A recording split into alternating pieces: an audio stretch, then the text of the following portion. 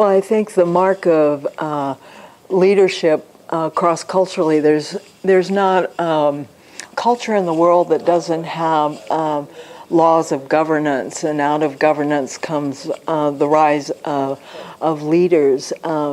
And leaders that we're in a state in history where leaders need to foster interconnection and interdependence to recognize that we're all connected, and certainly with the economic downturn, we get to see how not only are we connected and interconnected in times of crises, but every impact, this global downturn or the economic downturn also impacted other countries, and so it's now what's exciting about our time is now that we can work together, and we're forced to work together, and we're forced to connect in ways that we haven't connected before.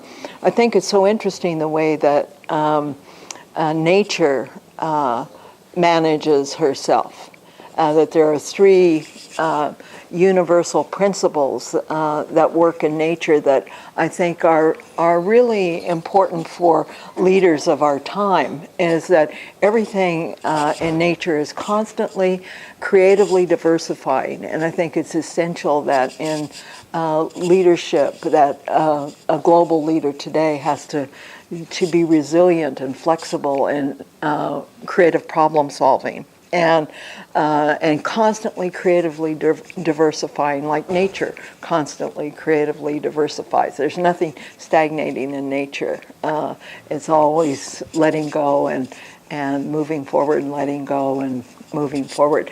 The second aspect of nature, everything in nature is interdependent. There is nothing in nature that survives if it's fiercely independent or if it's excessively dependent. There is nothing that survives. Anything that is sustainable or that survives either in business or in medicine or in families survives because it's interdependent, and nature is constantly fostering interdependence, because we do not survive if we're either excessively dependent or fiercely independent.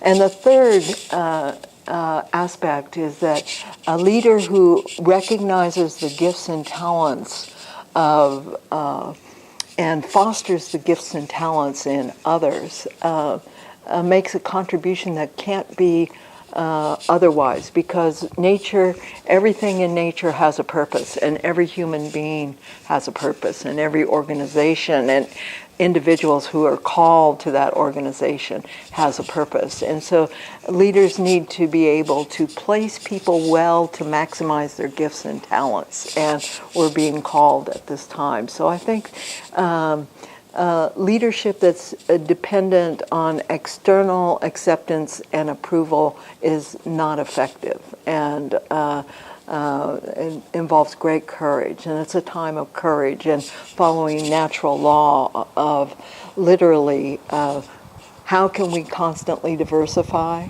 how can we foster each other's purpose and gifts and talents, and how can we foster interdependence in our creative problem solving together.